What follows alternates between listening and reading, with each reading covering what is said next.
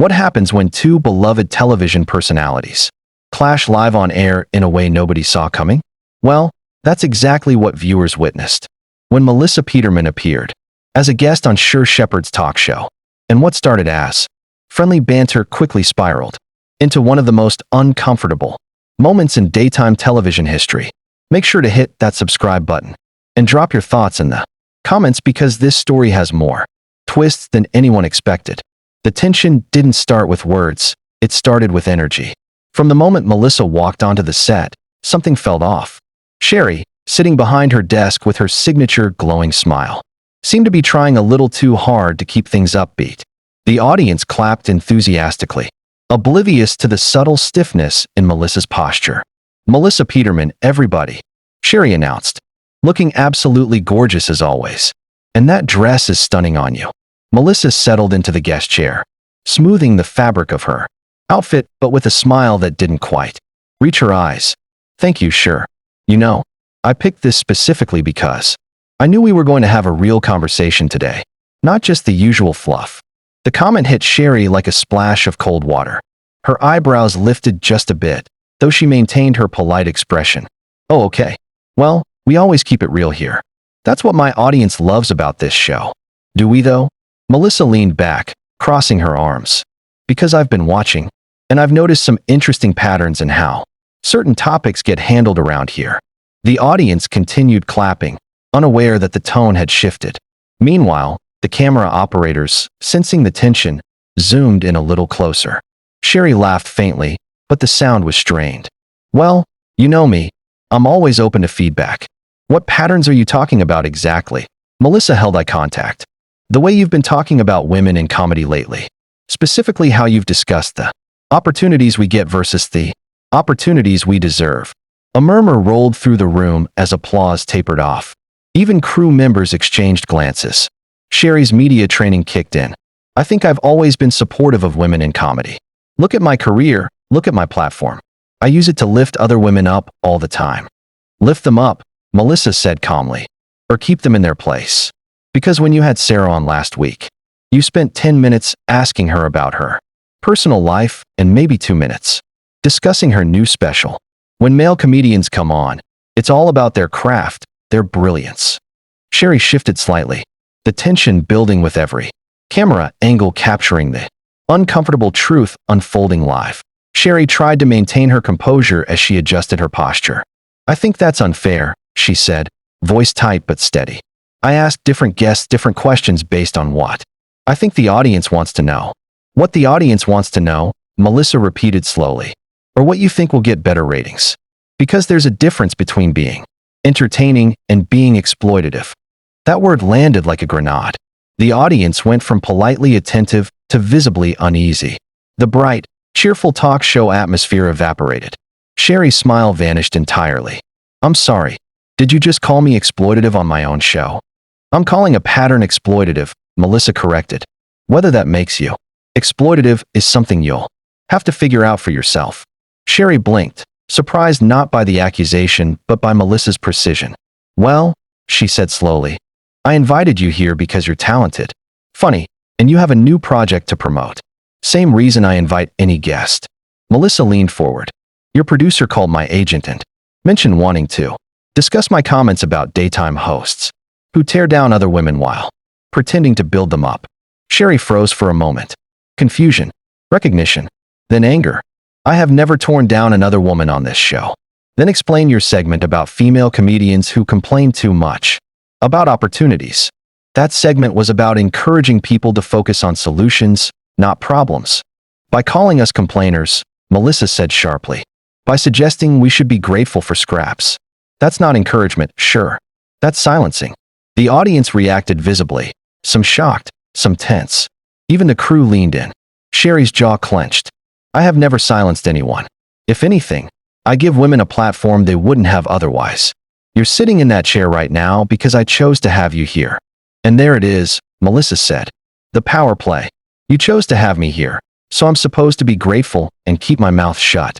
"That's not what I said." "It's exactly what you said, just dressed up prettier." Sherri inhaled deeply, clearly rattled.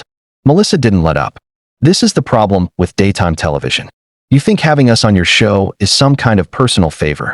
But the moment we say something that challenges you, suddenly we're ungrateful or difficult. The air thickened. Sherri looked more shaken than she'd been in years. Sherri leaned forward, her voice raised. I've been nothing but supportive of you. When you were going through your divorce, who invited you on to promote your book? When you needed a platform, who gave it to you? And you think that gives you control over my voice? Melissa asked. Over my opinions? You think past favors mean I shouldn't call out harmful stereotypes?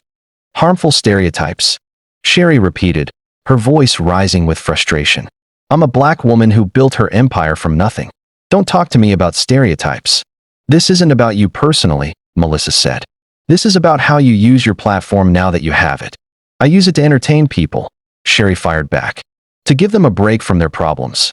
What's wrong with that? Nothing. Until you use entertainment as an excuse to dismiss real issues. The audience flinched with the intensity between them. When you make jokes about female comedians being too sensitive, Melissa continued, you reinforce the same barriers you claim to have fought your way through. Sherri suddenly stood, her chair rolling back. Gasps erupted. Crew members looked to producers nervously. You don't get to come on my show and lecture me about barriers. I broke through them. And now you're pulling the ladder up behind you. That is not what I'm doing. You help women who don't challenge you, Melissa said. The moment someone points out a flaw in the system, you turn on them. Those words hit Sherri in the gut. She stopped pacing. You don't know what I've been through, she said quietly. I know what you're doing now, Melissa replied. You're deflecting. Sherri's eyes narrowed. You came here looking for a fight. No. I came here hoping for honesty. The fight was your choice. Sherri stepped closer. You know what your problem is? You think the industry owes you something. You want opportunities handed to you. No. I want equal opportunities. Because women are equally talented. The audience watched in stunned silence as they stood nearly face to face. You can't defend your actions, Melissa said. So you attack my career.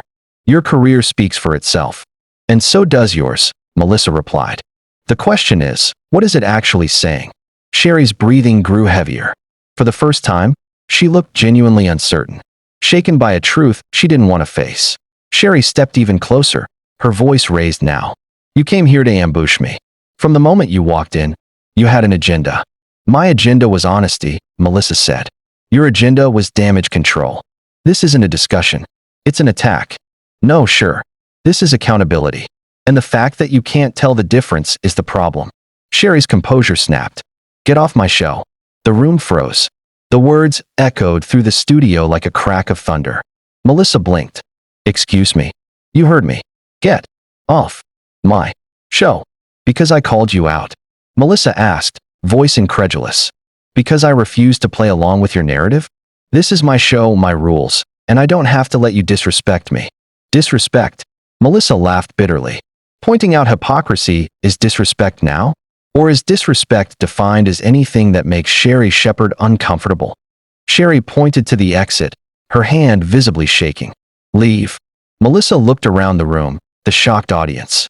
The stunned crew, the cameras capturing every second. You know what? You're right. This is your show, your rules. And this is exactly how you choose to use your power.